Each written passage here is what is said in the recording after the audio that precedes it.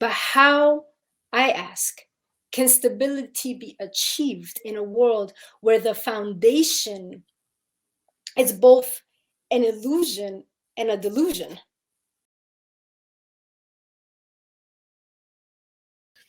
This is something that I think is so vital to continually remind people, not from a place of a sort of specter of despair, but kind of like, don't forget where we are in the larger ecological. It's not about don't forget where we are to me. To me is remember where we are. Remember, reweave, institutionalize, like within your internal constitution, rather, I would say, reconstitutionalize within ourselves. But I want you to be scared. Absolutely. I want you to know what's going on, because people aren't and don't. And this is full on disaster capitalism. We're here to talk about COVID. This is my angle, right? This is a disaster capitalism in full swing. And for those of us who have been ringing the alarm, the sight of a world on fire has confirmed the urgency. But now that we have this confirmation, what do we do with the confirmation? And for those who weren't paying attention, what do they do with the urgency itself? And then there are those who refuse to even see the urgency and are furious that someone is senselessly ringing an alarm.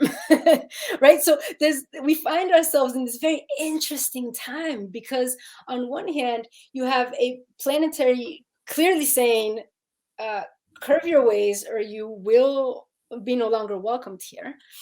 And I do strongly believe that the earth is not only our mother, she's also our lover. We used to have a wild, passionate love affair with her in our early humanity, and that invitation is still there for us to return. I think that's a huge part of our healing, is to re-enter into that space, if we so choose to wake up to the offering. And she is also ready to pack our things and put them to the left, like that Beyonce song. You know what I mean? And the truth of the matter is that she's going to keep the house. You think you're going to keep the house? No, she's keeping planet Earth, boo.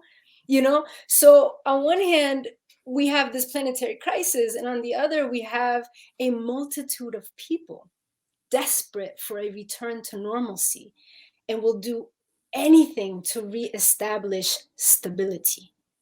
But how, I ask, can stability be achieved in a world where the foundation is both an illusion and a delusion?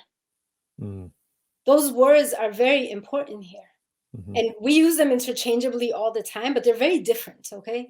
An illusion refers to the misperceptions resulting from a trick, okay? And a delusion refers to a dangerously deceptive idea. So the dangerously deceptive idea, the delusion we find ourselves in, is that we can continue without consequence. That we continue, this imperative, that we continue without consequence, to extract, to pollute, to water, to waste, to war, to fertilize, to frack, to bomb, to jail, to mass produce our world. And the illusion by some to make us believe that we can greenwash capitalism and buy our way out of this problem. And that if we buy ourselves fast enough into stability, into a stable economy, we will return to normalcy. We will be on the other side of this, whatever this is. But the environmental impact we have generated have caused a chasm between us and normalcy. COVID, I feel, is giving us a solid chance to reassess, to re-engage, to witness ourselves, to respect again. And respect means to look twice. That's what respect actually means. Respect, to look twice, okay? And for the most part, we've missed it. We missed it in our rush back to normalcy. How boring. Oh my God. We were born in the age of consequence, and there will be consequences to pay for the things we've missed.